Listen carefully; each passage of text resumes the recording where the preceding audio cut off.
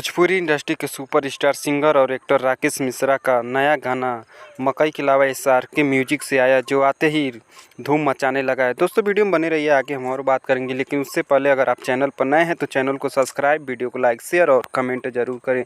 दोस्तों जैसे ही होली समाप्त हुआ, अब भोजपुरी के नए नए लोकगीत आ रहे हैं।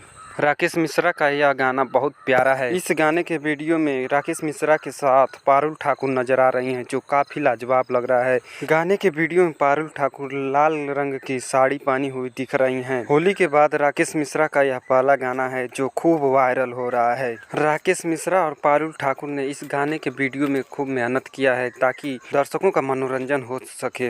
राकेश मिश्रा को इस गाने से बहुत उम्मीद है। उन्होंने अपने दर्शकों से गुहार लगाई है कि इस गाने को खूब प्यार और आशीर्वाद दें, ताकि हम ऐसे ही आगे तरह तरह के गाने लाते रहें।